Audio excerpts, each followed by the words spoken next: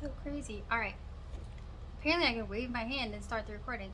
I have just a quickie because I went for my walk. I do that sometimes when I really need to talk to God. I go for a walk because I like the trees and I like the nature. Anyway, I couldn't believe what I found on my walk because today I think is July 6th, and I picked them all up.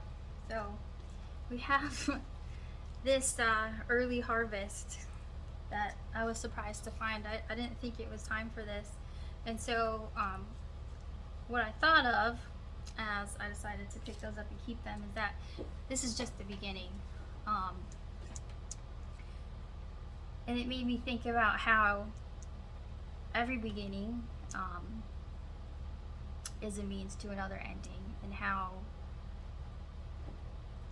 everything works in cycles. And so in the book of Ecclesiastes, it says, to everything there is a season.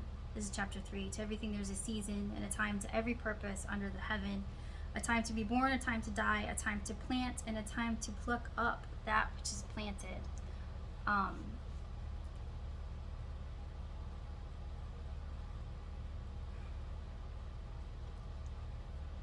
And the thought early harvest really stuck in my head. I know, like, sometimes I don't know how to get things out that I need to get out.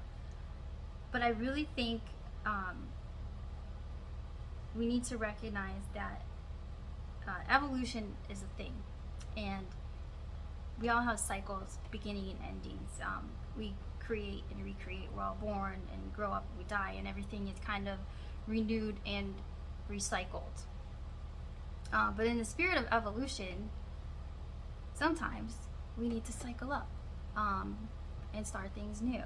And so what I think this early harvest means, what I think the message is that I'm supposed to say, is that this is a new time that we're coming into. This is the beginning of the end. And it's time to really pay attention to what God is saying to us, what your heart is saying to you, to really look within and realize that everything is a renewal, and sometimes it's a season to move forward. So also, as I was walking, I saw something I've never seen before, and it was like a rusty colored moth. There was a big one and a small one, and I think they were mating on tree bark. And I looked at it, and it was so crazy because when you think of, I don't think about moths a lot of time, but how they were mating, it's like their rear ends were like stuck together. And it kind of makes you think how sometimes the magic is in turning your back on the people that you are attached to. And sometimes that's when the miracle comes. Just something to think about.